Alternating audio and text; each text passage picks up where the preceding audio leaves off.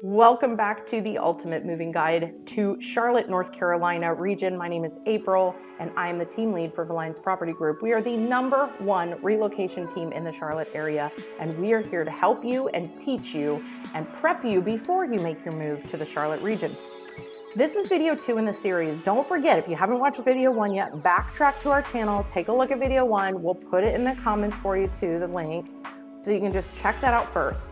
That covers roads, commute times, all the important stuff, which is going to answer a lot of your questions that you have around where do I want to end up in the Charlotte area.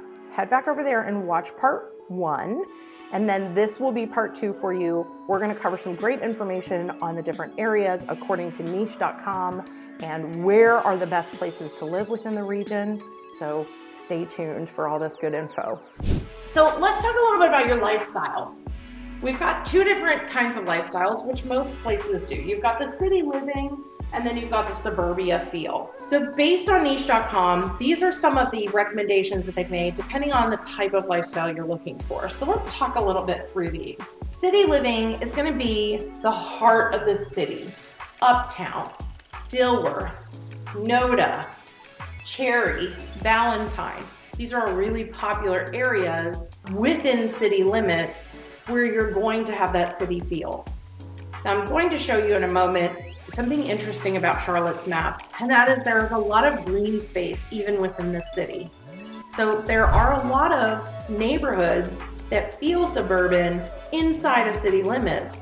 So just because you want that suburban feel doesn't mean you can't live in Charlotte. So when we talk suburbia, or like true classic traditional suburbia, these are some of the cities that were mentioned on niche.com. So Harrisburg, Davidson, Locust, Gastonia, and even Denver. It hasn't grown too much to be too huge of an area yet. It's widespread. They have a great golf course over at Westport Golf Club. So there's a lot of things to do in Denver.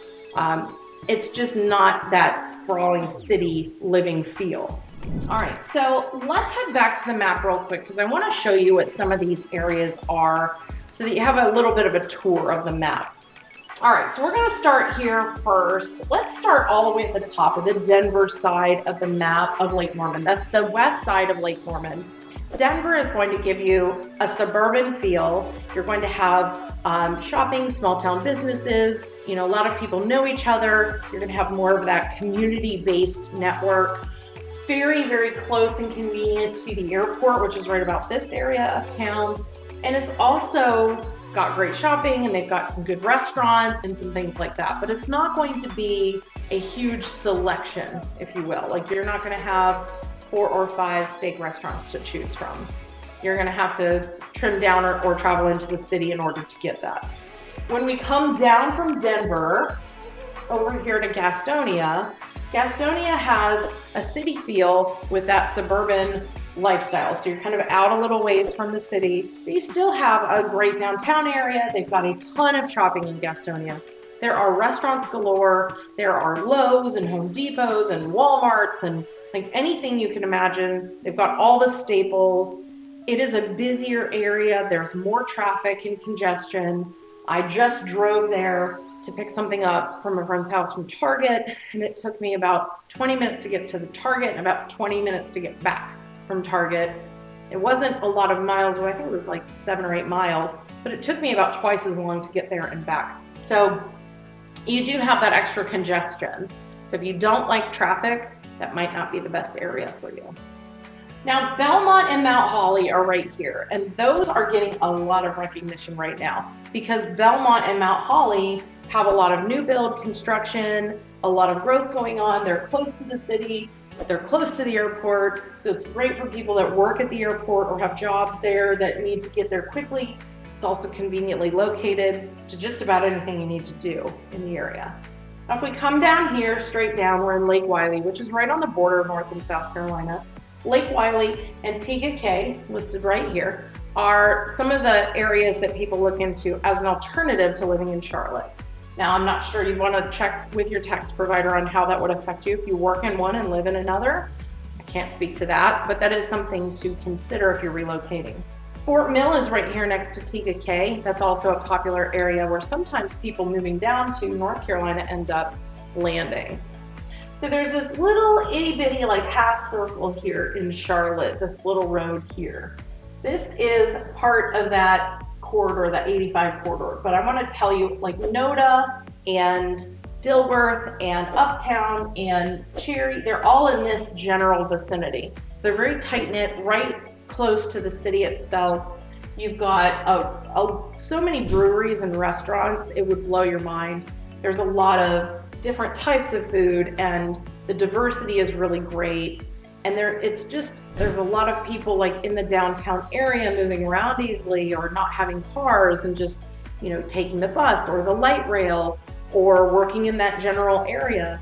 I recently took my son and daughter-in-law to Haberdish and they loved the area because we could walk, we could park, we could just go wherever we wanted to go. There were people on bikes and scooters and wheelchairs and whatever you needed to get around. So these all fall in this area. There's a lot of breweries. We have a ton of breweries here. So if you are a craft beer person, Charlotte might be your place. There's a lot going on in that middle area. Down here in this area where you see this little heart, that's the city center heart. So this area here is gonna have Myers Park and Providence Road. You're gonna have a lot of the athletes live in this area. A lot of the wealthier people live in this area. It's a very high class area, extremely popular and very beautiful. It just happens to carry a much higher price tag. So you're looking at average cost of home in this area, probably gonna run you anywhere between, 1 million on the low side up to 5-10 million, depending on what you're buying. So that's a pretty beautiful area. There's a lot of shopping. There are a lot of things to do.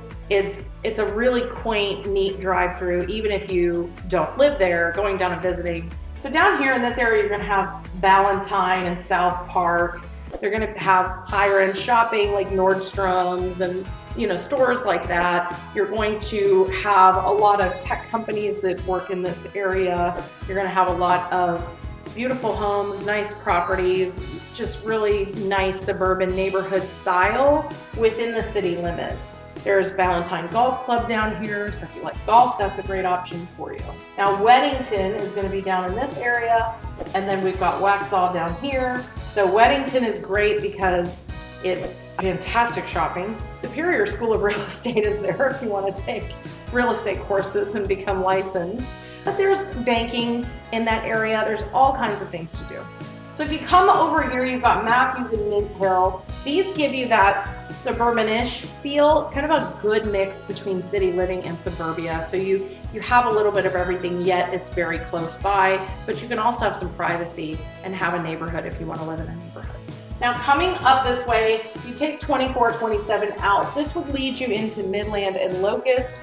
These are about 25 minutes from the city. Locust is a booming area. Jeff and I recently moved to this area and we love it out here. It has been really a wonderful community to join. There's a lot of great people. People are very welcoming, a lot of business opportunities, and it is growing. It also has the nicest Walmart I've ever been in, which is kind of a funny thing, but nicest Walmart ever. So I believe that. Heading up this way, if you're going back up north, we've got Harrisburg and Rocky River. Harrisburg is one of the more popular suburban areas. The houses are beautiful, the area is really pretty, a lot of tree-lined roads. Plus, if you look at the map, it's really convenient to Charlotte, and a lot of the banking and hospitals are in this area of Charlotte. So if you're in banking or hospitals, Harrisburg might be an option for you because it's so close and it's perfectly in line. Easy jump in 49 or coming down 29 or 85 to get into there. So very pretty drive as well. So if you're coming into the area and you'd like to kind of drive around and want to know where to go, Harrisburg would be a nice city for that. A lot of really good coffee shops too, interestingly enough. Concord is up here, just here, so northeast of the city, and Kannapolis is just north of that. Now Kannapolis has been growing like crazy. They got a fantastic baseball stadium not too long ago, and it's a minor league, I think it's a minor league ball team. The Kannapolis downtown area is great. They have like giant swings and a lot of places to sit, and really cool businesses around there, coffee shops around there.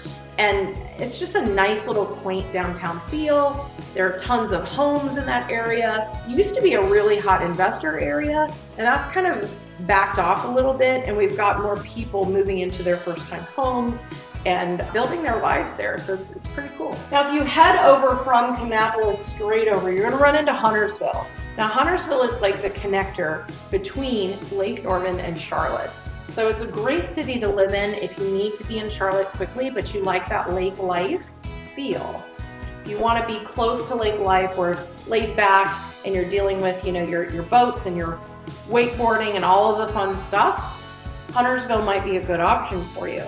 It's 20 minutes to Charlotte, if that. I mean, it really doesn't take too long at all, depending on where you're at in Huntersville. They have the Skybrook Golf Club in there, and they've got a lot of really nice areas and just pretty town. It's a very pretty town. There are some cons to, I think, all of these cities, which we'll talk here next, but I just want to give you the good stuff, like give you what you need to know on the good side of things, and then we can talk about some of the negatives. Heading north from Huntersville, you're going to hit Cornelius, and you're going to hit Davidson, and then Mooresville and Statesville. They go boom, boom, boom, boom, boom, straight up. One of the interesting things when we moved here was everybody on I-77 goes by exit number. Oh, I live off exit 36. Oh, I'm off of 33. I never lived in a place that did it by exit numbers before. It would always be by town. And yeah, so that was pretty interesting. So exit 36 is Mooresville, and then coming down into Davidson's exit 31, Cornelius is 28, and Huntersville is 25. So there you go, straight down the list. So that wraps all the pros of the area and like what you can expect in each of those areas for the benefits of living there. But let's talk about a few of the cons. I'm not going to go into every city that we just discussed, but if you have questions about a certain one, remember, Jeff and I, #1 relocation team in Charlotte, and we're here to help you. So call or text us anytime and we'll get it done. We'll get you an answer. Thanks for hanging in there with us today as you learned about all of the different areas, according to niche.com, that are the best places to live in the Charlotte region. We can't wait to hear from you. Do you have other favorites that you love? Do you have a place that we missed? Or have you been through some of these areas and also love them and see why they were on the list? Drop a comment for us below, and then don't forget to head over to video #3, which covers taxes and some cost of living information on moving to this area. Don't forget, we are your #1 relocation team here in the Charlotte region at Villines Property Group, a real broker, and we are ready to help you.